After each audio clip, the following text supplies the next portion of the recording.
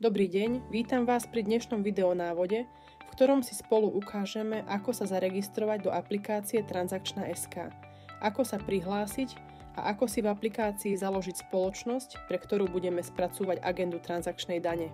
Pre používanie aplikácie je potrebná registrácia a založenie subjektu, vďaka čomu nebudete musieť každý mesiac opisovať rovnaké údaje. Klikneme na tlačidlo Registrácia. Otvorí sa nám registračný formulár, ktorý postupne vyplníme. Zadáme e-mail, heslo znova, telefónne číslo, vaše meno, priezvisko a názov spoločnosti. Ten ale nemusí byť totožný s názvom spoločnosti, ktorej daň budete spracúvať. Po oboznámení sa so zmluvnými podmienkami a zásadami ochrany osobných údajov a zaškrtnutí príslušného polička klikneme na tlačidlo Registrácia.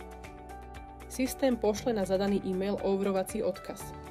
Prejdeme teda do svojej e-mailovej schránky, nájdeme potvrdzovací e-mail a klikneme na odkaz. Systém vás automaticky prihlási, privíta a vyzve na založenie nového subjektu, pre ktorý sa bude daň spracúvať. Rozsah vyžadovaných údajov zodpovedá formuláru finančnej správy. Postupne vyplníme potrebné údaje. Záleží na tom, či je subjekt fyzická osoba podnikateľ alebo právnická osoba. Pre ukážku založíme subjekt ABC s.r.o. Po vyplnení potrebných údajov klikneme na tlačidlo Uložiť. Po uložení sa dostaneme na stránku Moje subjekty, kde v tabuľke vidíme zoznam subjektov. V poslednom stliepci vidíme akčné tlačidlá, ktorými sa spúšťa kalkulačka a upravujú sa IBANy či platobné karty subjektu. Evidencii platobných kariet sa budeme venovať v ďalšom videu.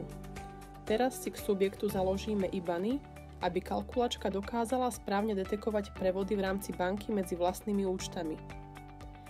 Účty zadávame vo formáte IBAN, napríklad u bankového účtu vedeného v Českej republike bude potrebné prepočítať národný formát čísla účtu na IBAN pomocou IBAN kalkulačky.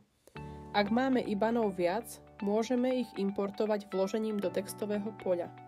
Na každom riadku musí byť jeden IBAN.